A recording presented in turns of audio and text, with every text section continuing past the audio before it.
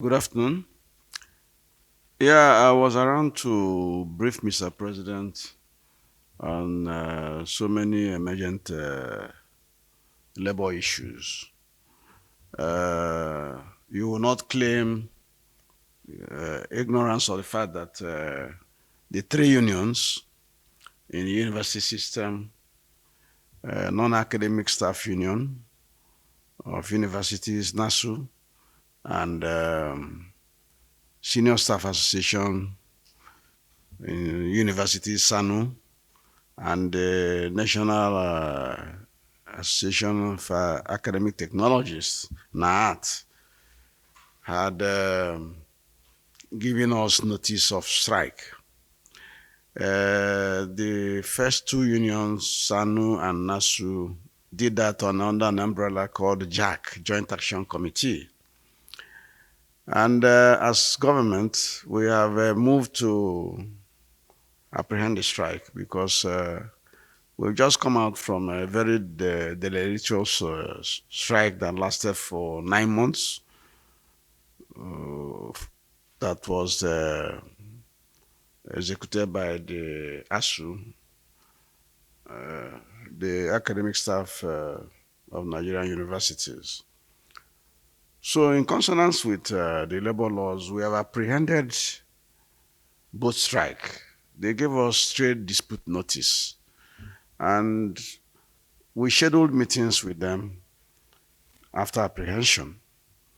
We held meeting with NASU and SANU on last Tuesday, and government position was explained to them. They have a lot of issues mentioned as their grounds. Issues like IPs. They say IPs amputated some of their allowances. They have also the issue of the consequential adjustment that was paid to all public servants as a result of the new minimum wage of 30,000. So this other staff above level 1, so starting from level 2, had consequential adjustment up to level 17. So they had not received their own, those of them in the university system. That was an inadvertent omission, and it was explained to them that even without their prompting, without their even trying to go on strike, government on its own have computed the amount involved up to January, that's with effect from 19th April 2019, when the minimum wage took effect, to January 2020. That is the allowance or the consequential amount that was missed in the 2020 budget. We explained that government plans to put that in the supplementary budget of 2021, which will be presented to the National Assembly very soon as the Minister of Finance resumes from vacation. And on the issue of IPs, we explained to them again that is something that is of general application. A lot of civil servants, public servants have complained that some of their allowances were omitted in the payment of their emoluments.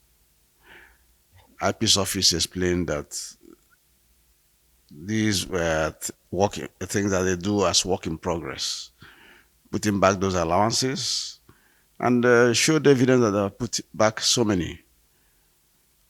So these two issues are the cardinal issues in the points they have made. Other issues like non-constitutional visitation panel that have been done, poor funding of state universities has been addressed, by the government tinkering and trying to alter the NUC Act, and that one is already gone to committee to the National Assembly, the various committee for final distillation. So in the main, uh, after conferring with my president, we are telling the unions not to carry out the action because that action will run counter to ILO statutes on social dialogue and principles at work because their employers have listened, they have brought them to the table. So for SANU and NASU,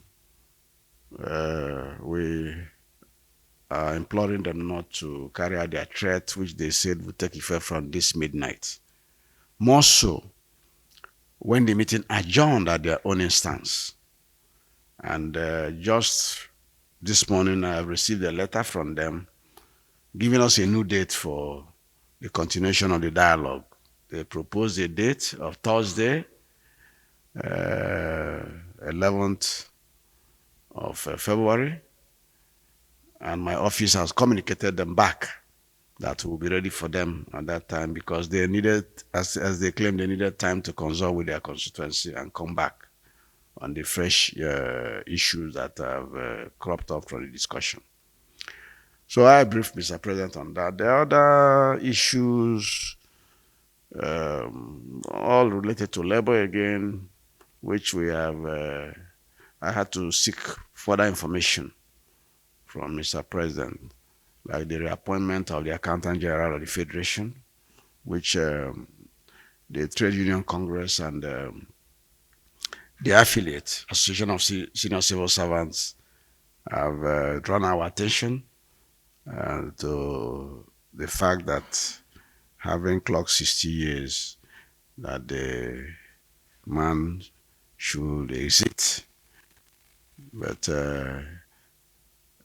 we have had 2 meetings on that, and I've educated them that the 1991 Constitution is the supreme law of the land, is the grand norm. All other laws flow from it, and any law that is in conflict with the provision of the Constitution doesn't stand, is struck down. Therefore, Mr. President have exercised his powers under Section 171 of 1999 Constitution as amended in reappointing Mr. Ahmed Idris with effect from June 25, 2019, not even today. So the man has a tenure of 4 years, which will, by effluxion of time of appointment, lapse 2023 June. So that is where we are. And I think these are the pertinent issues for consumption by the Nigerian public and my constituency, the labor leaders. So I'm going to invite them again, and we'll hold further discussions on that. So that is it. Thank you.